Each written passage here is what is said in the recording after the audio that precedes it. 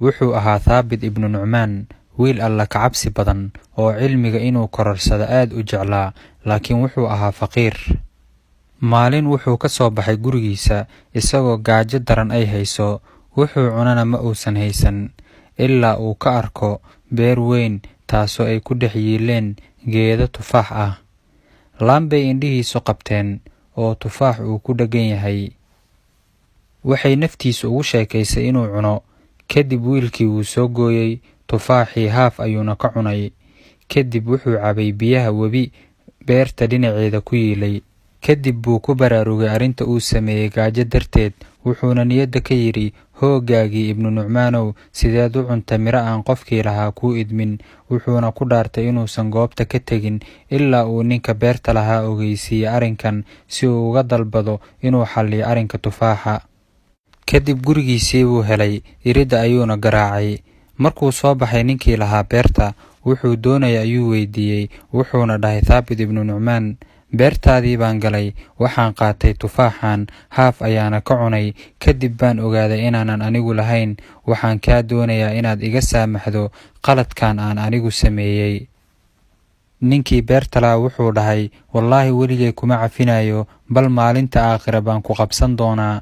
Wuxuu bilaabay wiilkii inuu ilmeeyo oo uu cafis ka tuugo, wuxuuna dhahay, diyaar baan u ahay inaan kuu shaqeeyo, shaqo walba oo aad iga dalbatid, keliya iska kay cafi.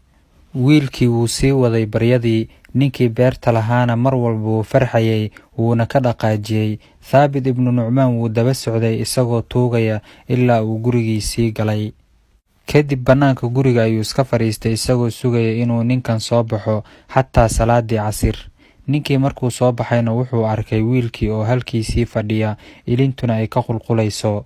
Wejigiisii baa nuur ku siyaaday, wuxuuna ku dhahay, adeer, diyaar baan u ahay inaan beertaada ka shaqeeyo ajar la'aan inta noloshayda ka dhiman, laakiin keliya iska kay cafi.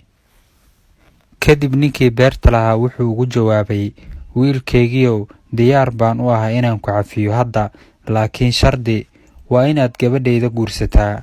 Thaabit wuu ka naxay jawaabtaas iyo shardiga ka yaabiyey, wuxuuna dhahay, waan guursanayaa.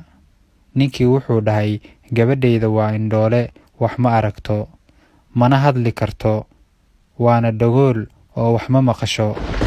Waqti fog waxaan raadinaya oo aan baadigoob ugu jiray qof aan iyada ku aamino, kaasoo ku aqbala sifooyinka aan kuu soo sheegay. Haddaad aqbashid, waan ku cafiyey. Mar kale buu Thaabit ka naxay arrintan kadiska ah, wuxuuna bilaabay inuu fekero, sidee buu ula noolaanayaa gabadha sifooyinkaas leh isagoo dhalinyaro ah? Sidee bay iyadu howlaha guriga uga soo bixi karaysaa iyadoo xaaladdaas ku sugan? Wuxuu bilaabay Thaabit ibnu Nucmaan inuu ka fikiro mashaqadan qabsatay. Kadib buu ogaaday inuu ibtilada gabadhan iyo adeegiddeeda ay uga khayr badan tahay inuu naarta u galo tufaaxii uu cunay dartii. Wuu aqbalay guurkii isagoo ajar ka kasbanaya Allah subxaanahu wa tacaala.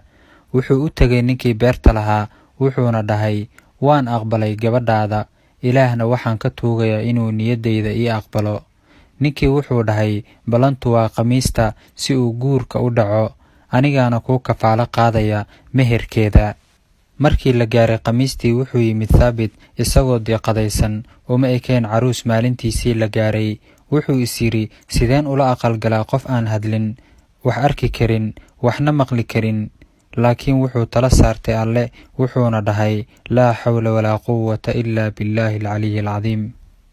Iriddii ayuu garaacay, aabbaheed ayaa ka furay, gurigana ku soo dhoweeyey, wuxuuna ku yidhi, wiilkaygiioo ku soo dhowow xaaskaaga, Alle dhexdiina ha yeelo barako. Gacanta ayuu ka qabtay, wuxuuna geeyey qolkii ay gabadhiisa fadhisay. Markuu iriddii furay wuxuu arkay gabar diyaarsan, taagan oo isaga sugaysa, kuna leh, assalaamu calayka waraxmatullaahi wabarakaatuh. Thaabit ibnu Nucmaan halkiisii buu taagnaa isagoo yaaban. Waxay la noqotay inuu hor taagan yahay mid ka mid a xuuralcaynta jannada taasoo dhulka u soo degtay. Wuxuu arkayay wuu rumaysan kari waayey, ma yaqaana waxa dhacay, muxuu aabbaheed hadalkaas ugu sheegay? Way fahantay waxa maskaxdiisa ka guuxaya oo uu isweydiinayo. Way u tagtay, wayna salaantay. Wuxuu u sheegay hadalkii uu aabbaheed ku yidhi, waxayna dhahday, aabbahay run buu sheegay. Aabbahay wuxuu igu tilmaamay inaanan hadlin, maxaa yeelay hadal xaaraama ma odhan, mana la hadlin nin aanan xiladiisa ahayn. Dhagool inaan ahay, maxaa yeelay meel dadka lagu xanto ma fadhiisan. Iyo indhoole inaan ahay, maxaa yeelay ma fiirin nin ajnabi iga ah. Waxaan ahay gabar madi ah oo aabbaheed keligeed ka dhalay. Sannado badan buu nin wanaagsan ii baadigoobayay.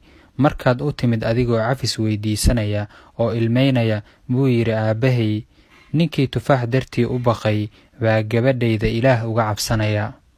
Aniga xaaskaagii baan noqday, aabbahayna wuxuu noqday nasabkaagii.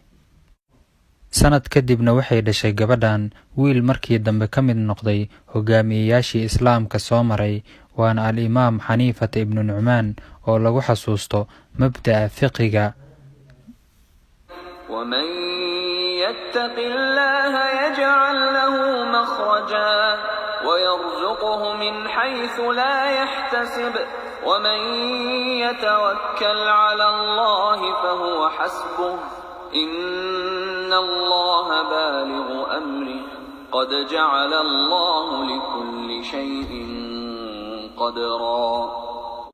waa walaalkiin Axmed oo idin leh, qisadan kuwa badan ayay quluubtooda ku soo hagaysaa dariiqa toosan. Faafiya khayrka, siina sheergareeya muuqaalkan.